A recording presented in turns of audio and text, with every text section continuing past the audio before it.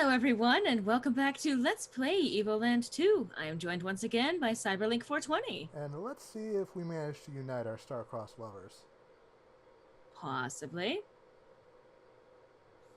Ah yes, the imposing statue. Oh, what was that? Hmm?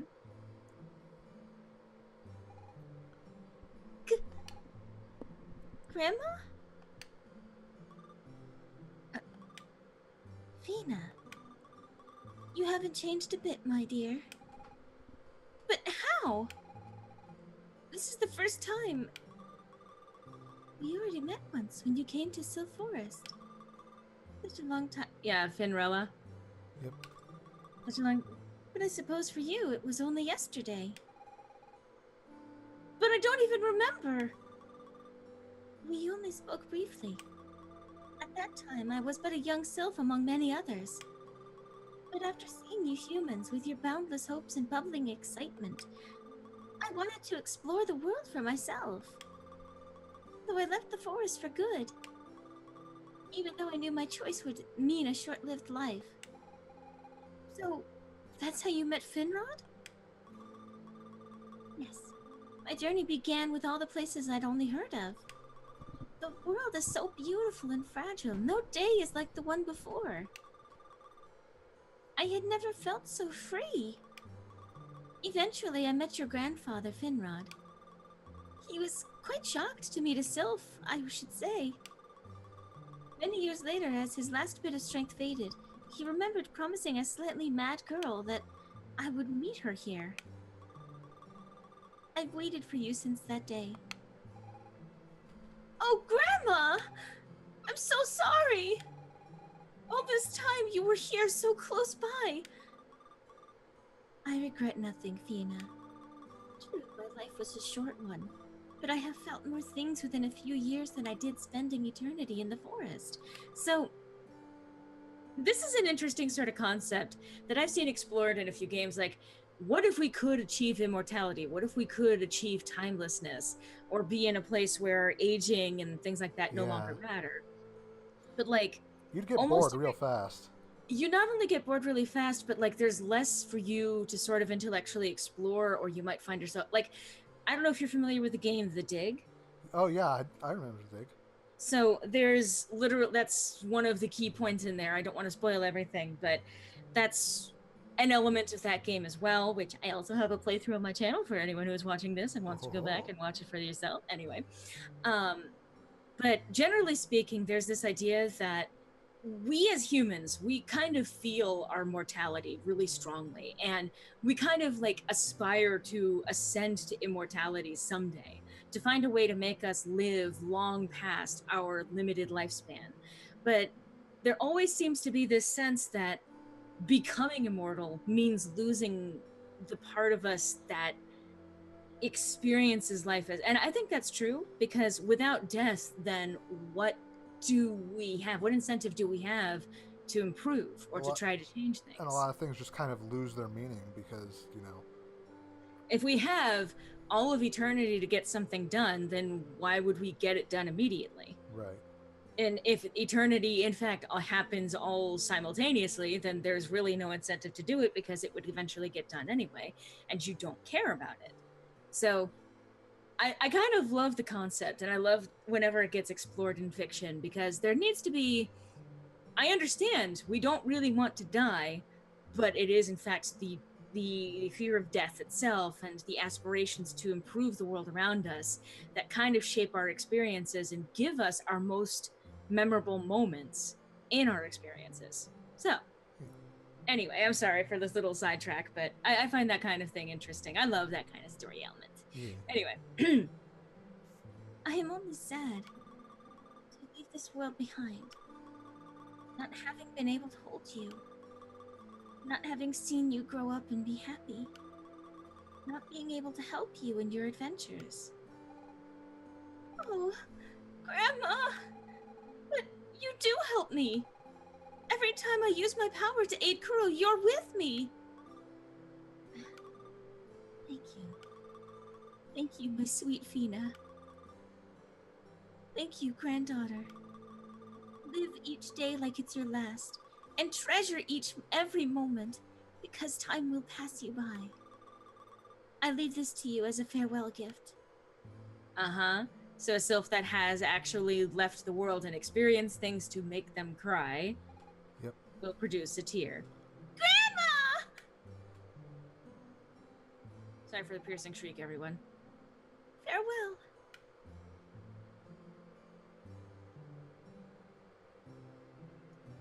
So Peanut doesn't even fucking pick it up. You bitch! You ungrateful bitch! Your grandma left you a gift that no other sylph is really able to produce, and you just walk back into Kuro and make him pick it up? Hey, she's got to take time to process her grief. That's not time to process grief. That's just stupid.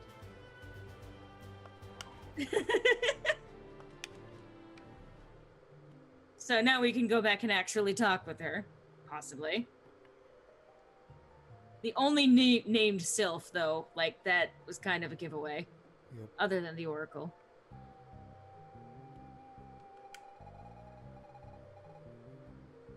You've yet to find the Magi-Key fragment, Kuro. Help the Guardian in the Sacred Grove. I thought I was supposed to give her the tear first. I guess I have to give it to this one. You have a Sylph's tear? Be careful not to lose your way in the Sacred Grove, as different eras merge there. You guys not gonna have any kind of comment? That's fine. So, this is gonna be interesting. Yep. I suspect. I think that if you remember our Evoland 1 playthrough, this is going to feel very, very familiar. A puzzle in which we have to change the course of time in order to solve puzzles? You know? Just maybe.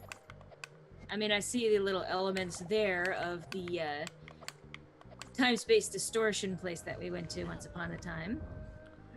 So, that's the trick with this, is we can't cross, you know, that kind of magical barrier, or, like, the sparkles that indicate the range of that stump thing's attack. Ah. So we just die automatically. That's great. Play it safe. So, time travel.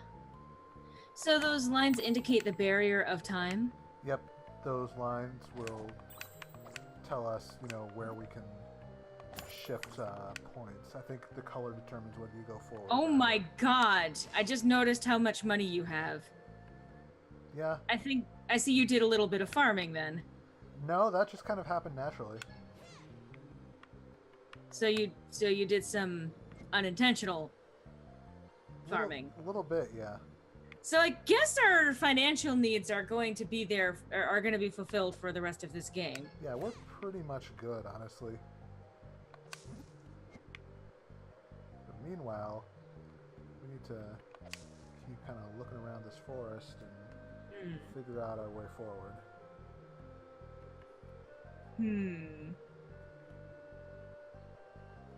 I naturally can't reach over there, but maybe there's another path where I can cut through here. Puzzle solving! The puzzliest of puzzles. Oh, I know what I can do. Oh my god. Very familiar territory. Mm-hmm. But now... I still feel bad for those mammoths. Sorry, mammoths. Mammoths. Mm-hmm. And, oh similar boy. deal with that guy, but you don't want to cross the bubbles. Gee, you don't want to cross the bubbles, you say? I'm not going to demonstrate. That's fine. I can't blame you for that. I wouldn't want to fuck with that either. Right? So if you change it in the past, it affects the future. Yeah. Although, why are those back? Because they grew back. But you destroyed them both in the past and in the present. Well, plants regrow after you cut them. Yes, but not instantly. Well, it's time travel. You know, more time is passing than you think. Uh-huh. So I guess bet. still can't get past that guy, but this path is open up, but I don't want to cross him. No. Decisions. So, Well, that one's any one of those seem to be transportalizing you to a future time, whereas the ones that indicate the white seem to indicate past. So this guy is old and feeble now, so he can't do anything to us. So we walk past him.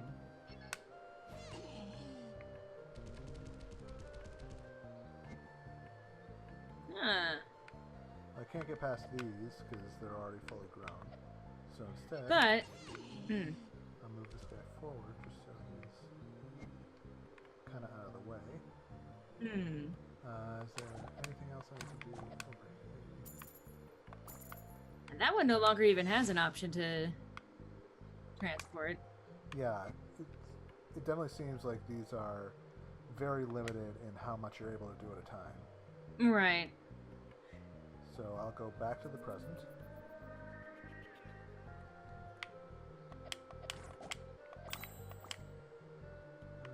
Fight more of the spawning.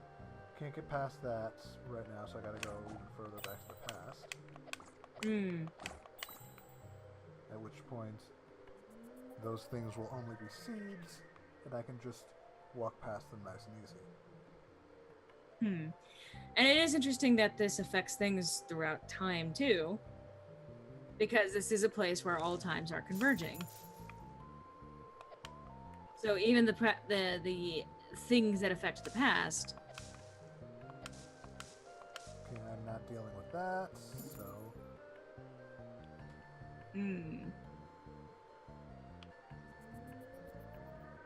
Back to the future. Very much the future. And they're both asleep now. Why did they fall asleep? Like, he wasn't asleep before in the future. No, I think he was, actually. Huh. But, I'm guessing I have to hit this guy forward. Yeah, and that should create a pathway out the other way.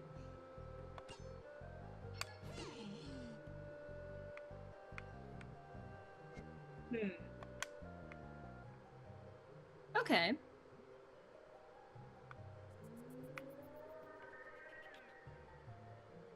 Back to the super past. Wow. I love the wide-eyedness of that tree, though. Yeah, he seems very enthusiastic. Did you clear an area, then? Is that why that happened? Yeah, I guess every time I clear an area...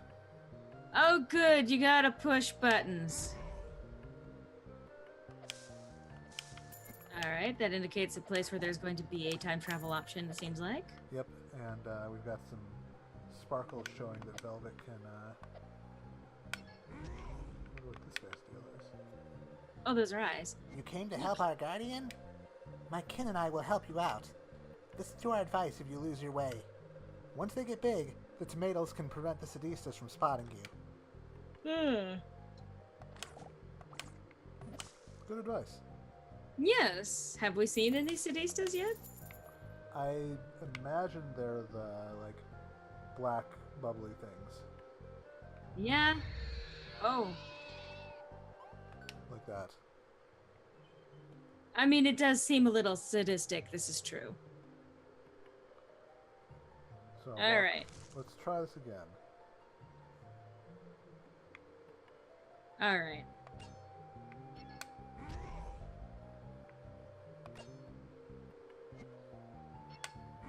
Stop smacking the mushrooms with your sword.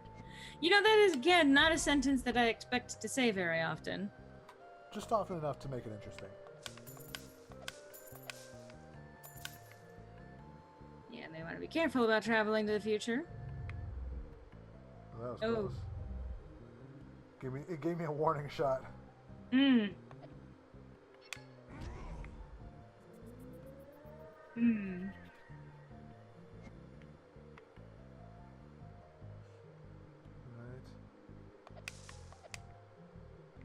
Asleep now, so...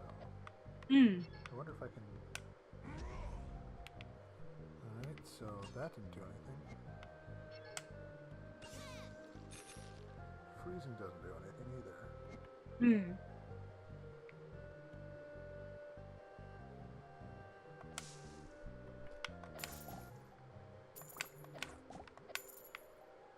Mm-hmm. Alright, same advice. Mm-hmm.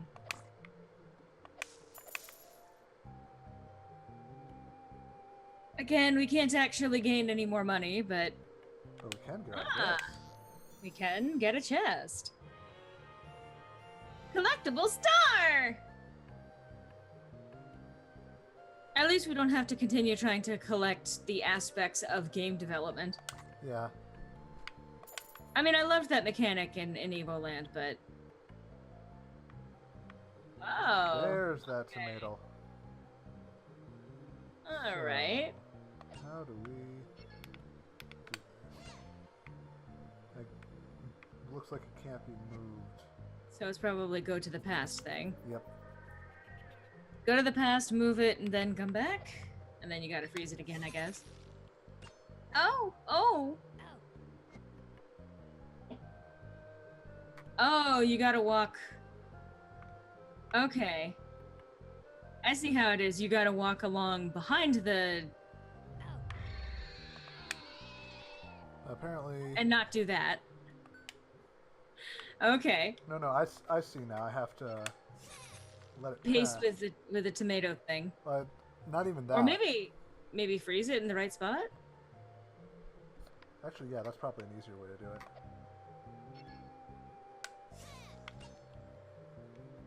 That's a good idea. I'm glad I thought of it. You're a genius. I am good at the gameplays in the video games. I am the ultimate boss at video games. We already knew this, of course. With your brains and my holding the controller, we are an unstoppable force. Except for the times when we get stopped. Alright, so that seems like one that you need to stop on closer next to the Sadista thing. There we go. Oh god. That slowed down a lot for a sec. Oh, so some chests only exist in sometimes? Sure looks like it. Sure does.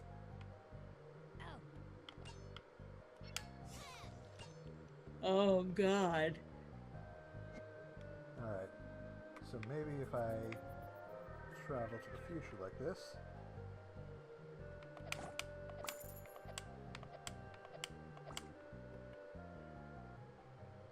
No, I guess that is a past item.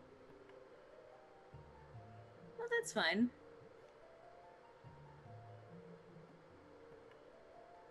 I mean, I love again that we are arbitrarily actually assigning time periods to all of this, because obviously it all exists at the same time, and yet it's an easier way to kind of denote what needs to be done. Yeah, what time period it is, but like, the fact that it is all based literally on Kuro and Fina's quote-unquote present. Huh. Yeah, I guess when it's asleep you can't push it down. Okay. But that's all relative to the time period that we started off in this game. Right. As opposed to... Oh gosh. Oh, you froze everything! Yeah, I waited too long. Oh my lord. That is a long cooldown, no pun intended. Well, it gives you some time to chill. See what you did there. Oh, this place does not want to play well with the screen share. It also does not want to play well with the time travel mechanics. Huh. Well. Don't hit it for no reason. I was trying to see if I could, get it to move. But evidently not. Well, I know this is kind of technically in the middle of things, but now let's I got a feeling say... we're gonna have to get back to the past anyway, so let's get there and regroup, and then we'll call it. Okay, that sounds like a good idea then. Also, I don't want to run into any one of these things, whether it's trees with faces, or the Sadistas themselves, or the giant fucking eyeless tomatoes. I mean, I generally don't want my tomatoes to have eyes, but when they have eye sockets... Yeah, that's a little more horrifying. We're going to have to tell our mutual friend Jane to, you know... Oh, God. To talk to them about it? Yeah. Remember to always take your eyes with you when you go into the sacred forest. Okay. So this is a good place to call it, you think? It's as good as any. All right. Well then, I hope to see you guys on the next installment of Let's Play Evoland 2, where we hopefully do more puzzle solving stuff and actually get to the solution of it. Hope to see you then.